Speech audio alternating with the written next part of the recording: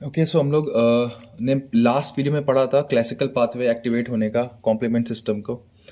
अब जो बाकी के दो पाथवे हैं, ऑल्टरनेट पाथवे से कैसे कॉम्प्लीमेंट सिस्टम एक्टिवेट होता है और दूसरा इलेक्टिन पाथवे, इससे कैसे कॉम्प्लीमेंट सिस्टम एक्टिवेट होता है वो हम लोग समझ लेते हैं, तो हम लोग का कॉम्प्लीमेंट सिस्टम खत्म हो जाएगा। देखिए, सबसे पहले ऑल्टरनेट पाथवे की बात करें तो ये इंडिपेंडेंट ऑफ एंटीबॉडी होता है। जो मैंने आपको क्लासिकल पाथवे पढ़ाया था उसमें मैंने आपको बताया था कि पहले एंटीजन एंटीबॉडी बाइंड करेंगे और फिर वो फर्दर कॉम्प्लीमेंट सिस्टम को एक्टिवेट करेंगे। लेकिन यहाँ पे कॉम्प्लीमेंट सिस्टम को एक्टिवेट करने के लिए हमें एज सच ऐसे कोई एंटीजन एंटीबॉडी की जरूरत नहीं पड़ती है। So it is independent of antibody. So अगर एंटीबॉडी का रोल नहीं है तो हम बोल सकते हैं कि it is part of innate immunity. Innate immunity का मतलब है जो हम घर से लेके आए हैं, बचपन से लेके आए हैं, मतलब मदर की वूम से लेके आए हैं, और उसमें हमारे इम्यून सिस्टम का कोई रोल नहीं है, तो इसे हम लोग बोलते हैं इन्नेट इम्यूनिटी। ठीक है, मतलब जो हम पहले से जो हम लोग की बॉडी में पहले से है और इन्फेक्शन के बाद नहीं प्रोड्यूस हुई है, पहले से ही है, तो हम लोग बोल सकते हैं कि as it is independent of antibody so it is part of our innate immunity. ठीक, अब देखो इस पाथवे में सबसे पहले एक पॉइंट याद कर लो कि in this pathway C1 C2 और C1 C2 और C4 कॉम्पोनेंट का कोई इन्वॉल्वमेंट नहीं होता है, उनका कोई भी इन्वॉल्वमेंट नहीं होता है। पहली बात। अभी क्या होता है पाथवे में डिटेल में पढ़ेंगे। इंस्टेड इन तीन कॉम्पोनेंट की जगह पे हमें तीन अलग प्रोटीन्स की रिक्वायरमेंट होती है, तीन अलग कॉम्प्लीमेंट प्रोटीन्स की रिक्वायरमेंट होती है, जिनके नाम होते हैं फैक्टर बी, फैक्टर डी और प्रोपर्डिन। तो C1 C2 C4 की आवश्यकता नहीं है, उनकी जगह फैक्टर डी, फैक्टर बी और प्रोपर्डिन हमारा काम करते हैं। अब इसमें जो कैस्केड, जो चेन रिएक्शन स्टार्ट होगी, क्योंकि मैंने क्लासिकल पाथ में तो आपको बताया था कि चेन रिएक्शन स्टार्ट होगी जब एंटीजन एंटीबॉडी बाइंड करेंगे तो वो कॉम्प्लीमेंट सिस्टम को एक्टिवेट करेंगे, कैस्केड रिएक्शन स्टार्ट कर देंगे, चेन रिएक्शन। लेकिन यहाँ पे तो कोई एंटीजन एंटीबॉडी का रोल नहीं है, तो यहाँ पे वो कैस्केड रिएक्शन कौन स्टार्ट करवाता है, तो वो स्टार्ट करवाते हैं बैक्टीरियल एंडोटॉक्सिन। अब देखो, जैसे हम लोग की बॉडी में कोई बैक्टीरिया आएगा, उसके एंडोटॉक्सिन को हमारी बॉडी सेंस करेगी, तुरंत जो C3 प्रोटीन था, C3 कॉम्प्लीमेंट प्रोटीन था, वो हाइड्रोलाइज कर जाएगा स्पॉन्टेनियसली वही C3A और C3B में। अब अगर आपको C3A और C3B समझ में नहीं आ रहा तो जाके पहले जो वीडियो बनाई थी कॉम्प्लीमेंट सिस्टम की उसको देखें। ठीक है, तो C3 हाइड्रोलाइजेज स्पॉन्टेनियसली। तो अब ये C3A वाला पार्ट तो अलग हो गया, जो C3B वाला पार्ट था वही बाइंड करता है, तो वो बाइंड करा बैक्टीरियल एंडोटॉक्सिन से। ठीक, अब ये जो C3B और बैक्टीरियल एंडोटॉक्सिन का जो कॉम्बिनेशन है, इससे आके अटैच होता है फैक्टर बी। ध्यान दें, सिर्फ अटैच होता है। अभी फैक्टर बी का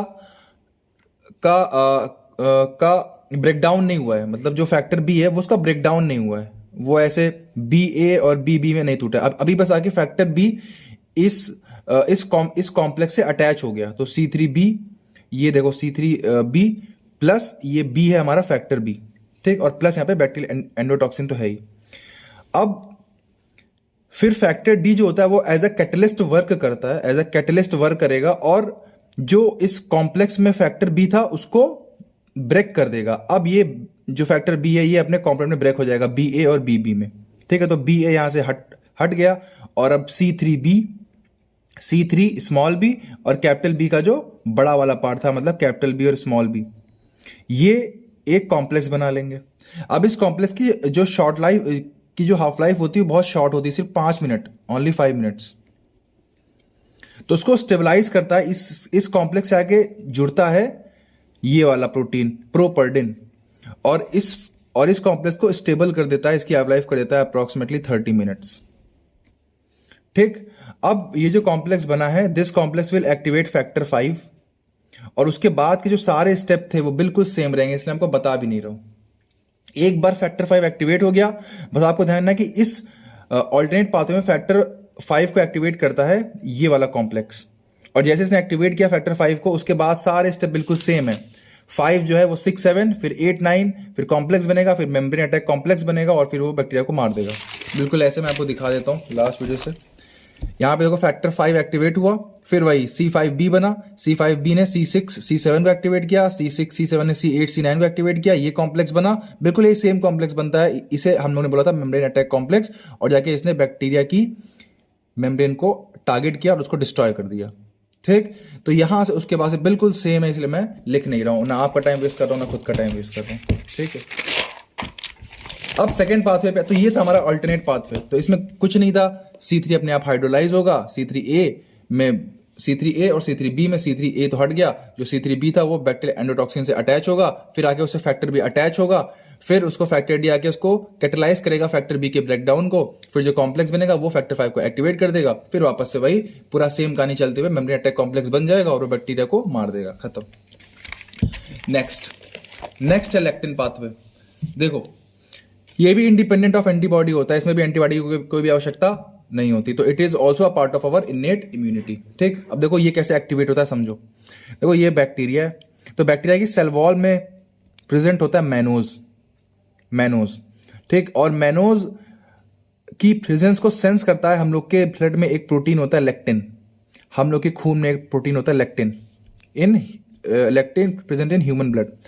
तो ये सूंघ लेता है कि अच्छा मैनोज आया है, खाना आ गया, ठीक है। तो लेक्टिन को हम लोग बोलते हैं मैनोज बाइंडिंग लेक्टिन, इसी लेक्टिन को हम लोग बोलते हैं मैनोज बाइंडिंग लेक्टिन, ठीक है, चाहे लेक्टिन बोलो या एमबीएल बोलो एक ही बात है।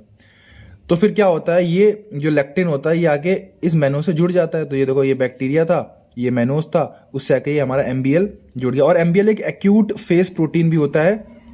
एक्यूट फेज प्रोटीन वो होते हैं जो किसी भी इन्फेक्शन को सेंस करके तुरंत हम लोग की बॉडी में बढ़ या घट जाते हैं, उन्हें हम लोग बोलते हैं एक्यूट फेज प्रोटीन। सिर्फ बढ़ते नहीं है, बढ़ या घट दोनों जाते हैं, ठीक। तो जो एक्यूट फेज प्रोटीन है और ये जो एमबीएल है ये बिल्कुल C1Q की तरह क्या काम करता है, बिल्कुल C1Q की तरह। अब C1Q क्या है, इसके आप लोग जो पहली वीडियो है वो देखें कॉम्प्लीमेंट सिस्टम की, ठीक, मैं बार बार नहीं बताऊंगा। फिर उसके बाद ये दोनों प्रोटीन जुड़ गए, मतलब ये जो प्रोटीन था ये मैनोज से जुड़ गया।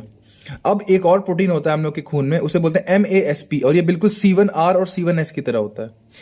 ये पार्ट भले मत याद रखो C1R और C1S की तरह होता है, C1Q की तरह होता है, बट इसका नाम ध्यान रख लेना, MBL एसोसिएटेड सीरीन प्रोटीएजेस। इस MASP का फुल फॉर्म क्या है, MBL एसोसिएटेड सीरीन प्रोटीएजेस। ये प्रोटीन फिर जाके फर्दर इस कॉम्प्लेक्स से जुड़ जाता है। ये देखो, तो ये था हमारा बैक्टीरिया, ये था मैनोज, ये था हमारा MBL, और ये जो पूरा लेंस जो मैंने ऐसे बनाया है, ऐसा लेंस शेप का, ये था हमारा MASP, MBL associated serine proteases, ठीक। अब ये जो पूरा कॉम्प्लेक्स है, this will split C4 and C2, this will split C4 and C2, ठीक। मैं आपको यहां पे 1 मिनट होल्ड करना, आपको दिखाता हूं कि C4 C2 के बाद क्या होगा। उसके बाद देखो ये जो कॉम्प्लेक्स है उसने वही C4 समझ लो कि यहां से बस C4 एक्टिवेट हो गया, C2 एक्टिवेट हो गया, पूरी कहानी बिल्कुल सेम चलेगी, ऐसे बिल्कुल सेम, बस C4 एक्टिवेट। बस जो क्लासिकल पाथवे था उसमें C4 को कौन ब्रेक कर रहा था, एंटीजन एंटीबॉडी का कॉम्प्लेक्स, और यहां पे कौन कर रहा है, मैनोज बाइंडिंग प्रोटीन। बस उसके बाद से पूरी कहानी सेम है, ठीक है। तो अब उसके बाद क्या मैं आपको दिखा देता हूं। तो this will split C4 and C2। अब ये जो कॉम्प्लेक्स बना है MBL MASP C4B2A, this will act as C3 convertase. ये C3 को चेंज करेगा और फिर सारी स्टेज वही बिल्कुल सेम है। वहां पे भी जो C4 C2 का कॉम्प्लेक्स था उसने C3 को ही एक्टिवेट किया था, उससे हमने बोला C3 कन्वर्टेज। देखो यहाँ पे, ठीक है। तो बस आपको क्या करना है, मैं बताता हूँ क्या करना क्या है। यहां तक आपको बनाना है ये वाला पाथवे, यहां तक आपको पहले ये डायग्राम ड्रॉ कर देना है, यहां तक ये सब बना के, ठीक है। उसके बाद से पूरा ये ड्रॉ करना है, पूरा ये ड्रॉ करना, फिर उसके बाद यहां लिखना और फिर इसको पूरा ड्रॉ कर देना, पूरा ड्रॉ कर देना ऐसे, ठीक है। तो ये हो गया हमारा लेक्टिन पाथवे, खत्म हो गया हमारा कॉम्प्लीमेंट सिस्टम। इसके तीनों पार्ट खत्म हो गए। आई होप समझ में आया हो, ज्यादा कुछ है नहीं। क्लासिकल पाथवे आपको याद करना है, ऑल्टरनेट थोड़ा सा अलग है, बाकी लेक्टिन तो पूरा सेम है, बस वहां पे इनिशिएशन कैसे हो रहा था वो आपको याद रखना है, ठीक है। Thank you.